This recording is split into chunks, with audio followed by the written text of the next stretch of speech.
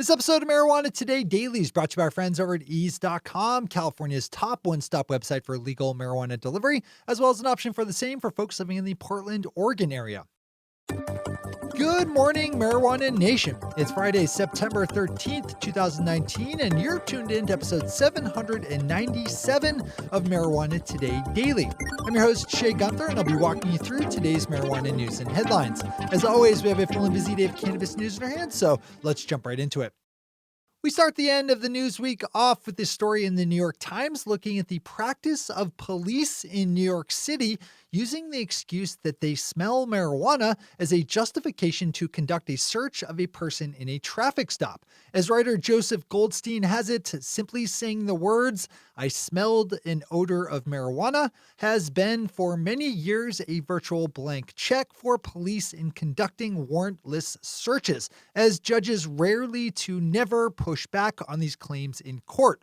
But this summer, that started to change, as a judge in the Bronx raised the issue in a ruling over a case involving a warrantless search that turned up a gun, accusing police of outright lying in a systemic way, while also criticizing her fellow judges for allowing it to happen. Judge April Neubauer was a legal aid lawyer before becoming a judge, which might help explain her recognition of the larger social justice issue here. Not a bad one to read in full today. Marijuana Business Daily's chart of the week jumps into our second top spot today with some recent and relevant sales data from Headset showing a steep drop in the market share held by vaporizers in 4 legal cannabis states following the breaking of the news that people are showing up at the hospital and in some cases even dying from apparently using vaporizers. We've been all over this one as it's been rolling and reported earlier this week that retailers weren't seeing any major drops in vape sales, but as Headset's data shows, which is called directly from sales, that's not quite the case, as the overall market share for vape carts has dropped by as much as 29%, as is the case in California. Nevada, Colorado, and Washington have also all seen dips in vape cart market share as consumers shift their marijuana dollars to other verticals like flower and edibles. There's a lot of nuance to this headline, so I'm adding it to the list of stories you should read in full yourself today. As always, we have all the news we cover linked to on our website at mjtodaydaily.com. Yesterday in Massachusetts, the Cannabis Control Commission met and approved a couple of important new rules for marijuana delivery and cannabis cafes, both of which are set to be made legal in the state soon. We've covered this one as it's been unfurling as Massachusetts has been working to hash out exactly how social public use and legal delivery will work. One of the more controversial proposed regulations for delivery has been one mandating that delivery drivers wear body cameras to film all deliveries. Privacy advocates are not happy about that one, and the commission yesterday softened its approach a bit in response to public comments about the rule by limiting the amount of time that videos can be stored to just 30 days and by only allowing police and other authorities access to videos from specific cases under investigation. The commissioners also agreed on a rule expanding the number of towns that delivery businesses can serve. The agreed upon changes still will require one last final vote by commission members, which is expected to happen sometime in the next few weeks. Those are our top stories for today. It's time for Marijuana Today Daily Headlines Blitz. Before we blitz out on headlines, let's quickly thank our sponsor, ease.com, California's top one-stop website for legal marijuana delivery, as well as the same for folks living in the Portland, Oregon area. Ease wants you to have a fun and Freddy-free Friday the 13th, so they've lined up a pretty stellar daily deal, with 40% savings available on select items from Select, Dab Tabs, and Atlas when you use the discount code CHARM, as in the fortuitous cereal. Then you can keep on scrolling to see all the other legal products up for order, all legally tested, packaged, and labeled, so you know you're getting exactly what you pay for. From good old-fashioned flower to the highest of high-tech vaporizers, and from topicals and tinctures to gummies, mints, and chocolates, you're going to find it all at ease.com. And if you're outside California or the Portland, Oregon area, then easewellness.com is there for you for all your professionally curated hemp-derived CBD products, which show up in your mailbox in just 4 to 6 business days in 43 U.S. states, as well as the District of Columbia. Big thanks to everyone over at Ease for the support that helps us keep our news lights on. All right, time for the Blitz. Florida Republican Attorney General Ashley Moody apparently has a hard time reading long bodies of text because she has come out strongly in opposition to a proposed voter ballot measure in her state to legalize adult use marijuana because she thinks the proposed initiative is too long. Attorney General Moody has asked the Florida State Supreme Court to block the proposed ballot measure put forth by activist group Sensible Florida that would make adult use marijuana legal. Worst of luck with that.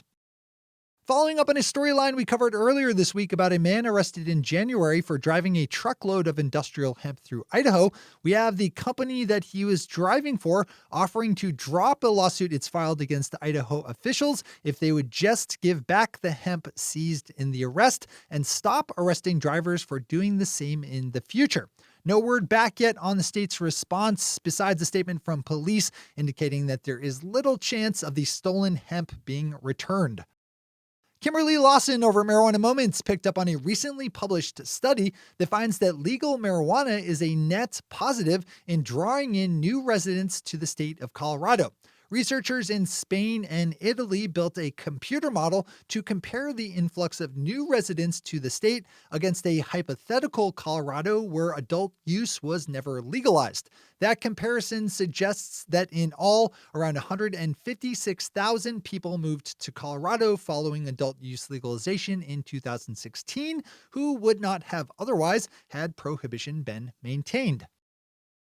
The Oregon Liquor Control Commission is asking dispensary owners in that state to start posting warnings to consumers about the potential dangers of vaping and to voluntarily remove any items from their shelves that they suspect might be unsafe. The state can't actually move to order any product recalls right now, as we don't actually know the exact cause of the myriad health issues we've seen nationally with vaping. So in the meantime, it's asking for voluntary compliance and diligence. Along that same theme, we return to Massachusetts, where yesterday the Cannabis Control Commission also agreed to require Massachusetts dispensaries to sell vaporizers, concentrates, and extracts with warning labels that contain an exact list of ingredients. A fantastic idea that should be implemented everywhere. The U.S. Drug Enforcement Administration is being accused of dragging its feet on allowing new qualified companies to the list of legal marijuana cultivators that can grow marijuana for research purposes. Right now, that list is made up of just one organization based out of the University of Mississippi, and the DEA is under court order to expand it.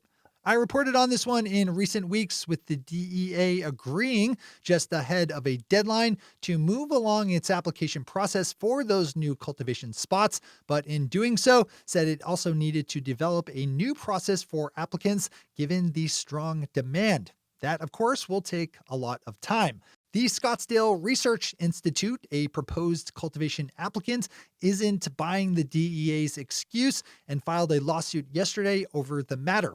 I'm sure this one will bob back up in the news sea again soon enough.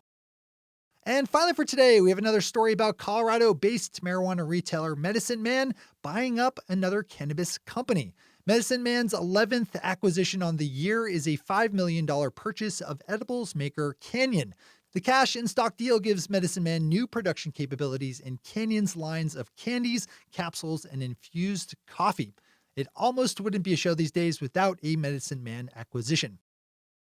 Those are the headlines of news for the day. I'll be back with you again Monday morning with another information-packed episode of Marijuana Today Daily. But in the meantime, if you have any stories to share or feedback to give, zip us an email to headlines@mjtodaydaily.com. And while you're clicking around the interwebs, swing over to our website at mjtodaydaily.com to find links to all the news we cover. Thanks to our sponsor, Ease, and to all of our awesome Patreon listeners for the support that makes this show possible. To join the illustrious ranks of the Patreon listeners yourself, swing over to our website at mjtodaydaily.com and click on that big blue button at the top of the page that says Become a Patron. I'm your host, Shay Gunther. Thanks for tuning in and starting your day with marijuana today.